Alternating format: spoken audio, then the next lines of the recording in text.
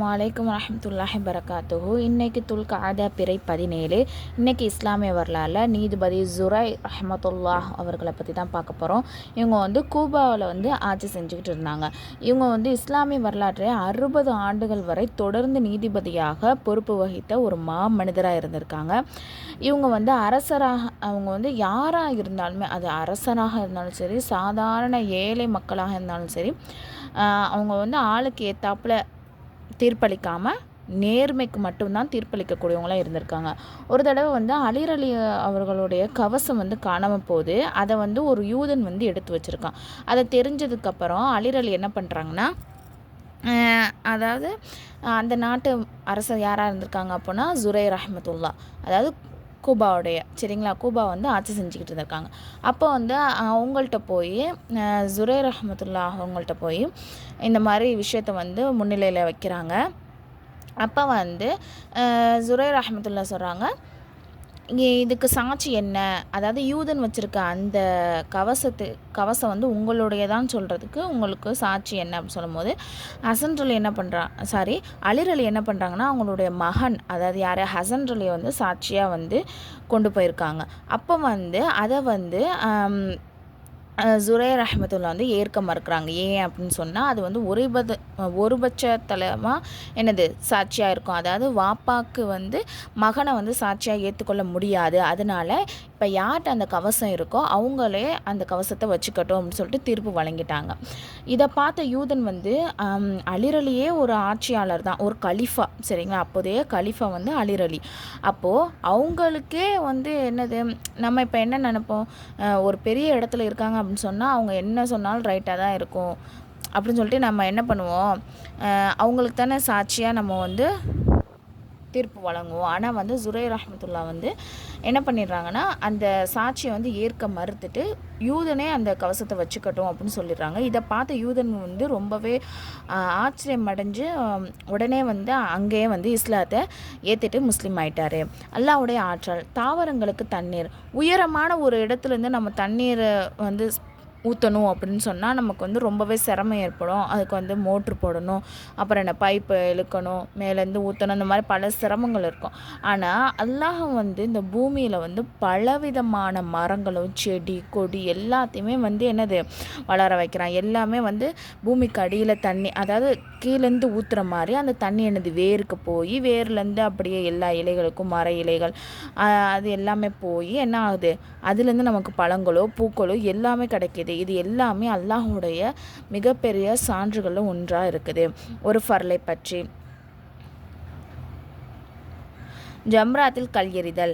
ஜாபிர் இப்னு அப்துல்லா ரலியல்லாஹு தெரிவிக்கிறாங்க, துல்ஹஜ் மாதம் 10வது நாளில் நபி ஸல்லல்லாஹு அலைஹி வஸல்லம் அவர்கள் அவங்களுடைய வாகனத்தில் இருந்து கொண்டே கல் எறிந்ததை நான் பார்த்தேன்.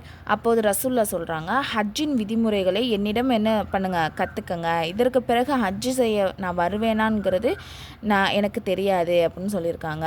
ஒரு சுன்னத்தை பற்றி ஃபஜ்ருடைய சுன்னத்தின் கிராத்.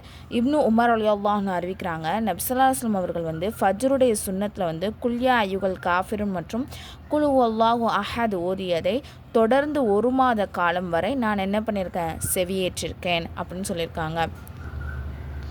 ஒரு முக்கிய அமலின் சிறப்பு, கணவன் சொத்திலிருந்து தர்மம்.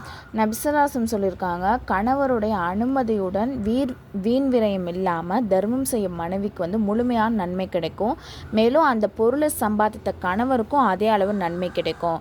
மேலும் அதே அளவு நன்மை அந்த சொத்தை பராமரிக்கும் கணக்காளருக்கும் உண்டு.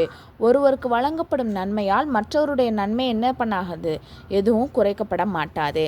ஒரு பாவத்தை பற்றி ஜும்மாவை விடுதல். யார் 3 ஜும்மா விட்டு விடுறாரோ அவருடைய உள்ளத்தில் அல்லாஹ் தஆலா முத்திரையிட்டு விடுகிறான் என நபி ஸல்லல்லாஹு அலைஹி வஸல்லம் சொல்கிறாங்க.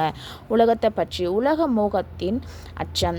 நான் உங்களுக்கு முன்பாக சென்று விடுவேன், உங்களுக்கு சாட்சியாக இருப்பேன், பின்னால் நீங்கள் இணை வைப்பீர்கள் என்று நான் ஐயம் கொள்ளவில்லை, ஆனால் உலக மோகத்தின் மூழ்கி விடுவீர்களோ என நான் நஞ்சுகிறேன் என்பதாக நபி ஸல்லல்லாஹு அலைஹி வஸல்லம் சொல்லியிருக்காங்க. என்னது, நான் மூத்தா போயிடுவேன், அதுக்கப்புறம் உங்களுக்கு நான் சாட்சியாக இருப்பேன், நீங்கள் இணை வைப்பீங்க நீங்கன்னு நான் என்ன பண்ணல, பயப்படலை, ஆனால் வந்து உலக மோகத்தில் மூழ்கி விடுவீர்களோன்னு நான் அஞ்சுறேன் அப்படின்னு சொல்லிட்டு நபிசாஸ் வந்து சொல்லியிருக்காங்க.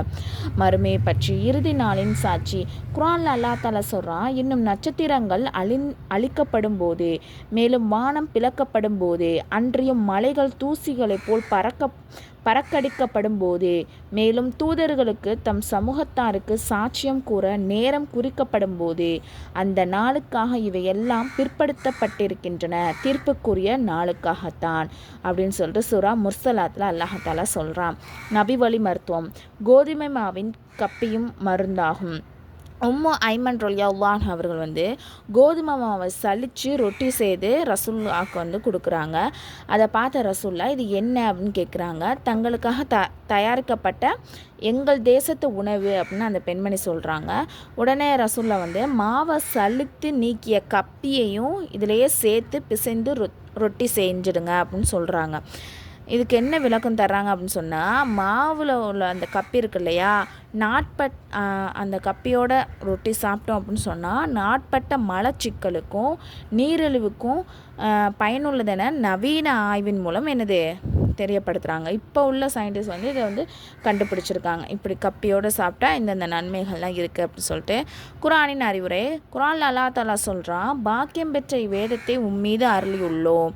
அவர்கள் மக்கள் இதன் வசனங்களை சிந்திப்பதற்காகவும் அறிவுடையோர் படிப்பினை பெறுவதற்காகவும் அப்படின்னு சொல்லிட்டு சூரா சாதில் அல்லாஹ் தஆலா சொல்கிறான்.